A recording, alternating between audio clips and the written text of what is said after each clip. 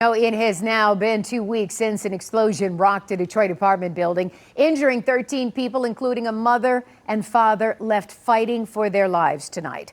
The powerful blast on the city's west side destroyed the 12-unit building.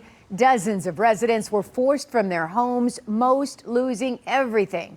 Last week, I checked in with one of the families whose lives were turned upside down, raising their voices in the uphill battle on the road to recovery. But the family who took the brunt of the explosion, a mom, dad, and their 2 kids, have suffered unimaginable heartache. The dad suffered severe burns to 90% of his body, the mother with burns to 85% of her body, and one of their 2 daughters with burns to 15% of her little body. Well, now a grandmother who thought her son may have been brain dead and was planning the unthinkable today got a miracle.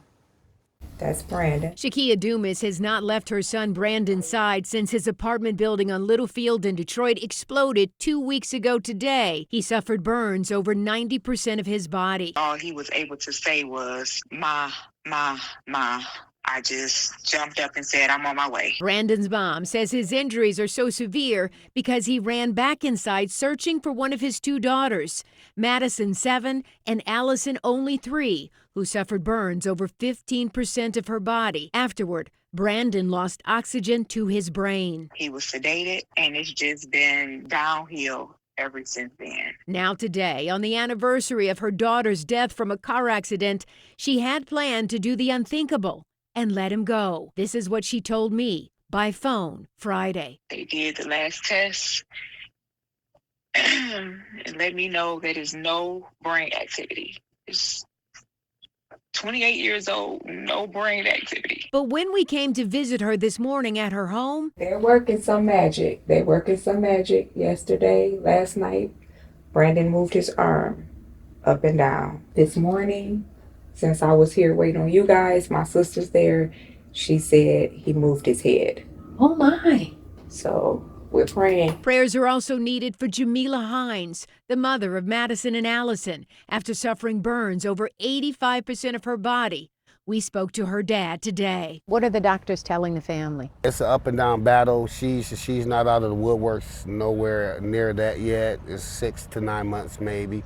And yeah, this is going to be a long process. After hearing about the unbelievable loss this family has suffered, the Detroit Rotary Club wanted to deliver a little joy. I am so happy and so proud of our Rotary family for taking the call and showing up. With gift bags in hand full of clothes, shoes, toys, and books. The classic growing tree. And Madison and Allison's favorite thing to do, ride their bikes.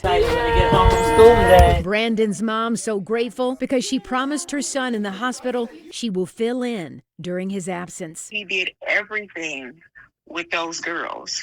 And to hear my grandbabies telling me, even a 3-year-old, you don't have to worry about it, G-Mom. Don't worry. My daddy's coming to get me.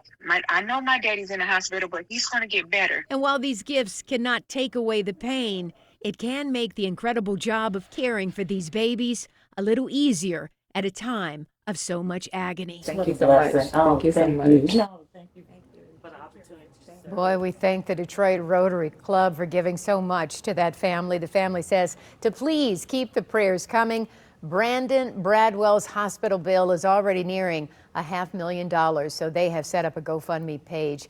If you would like to help, please go to our website at WXYZ.com for more information. So they are praying for this mom and dad. You know, they're in the hospital, and the mom, I mean, she's wrapped up from her neck down, and just so many burns, and it's an uphill battle, but everybody's praying for them and hoping, you know, for the best. But they're going to wrap their arms around those 2 little babies and take care of them in the meantime. And we know it's going to be a long road ahead, Yes, so it is. thinking about that family.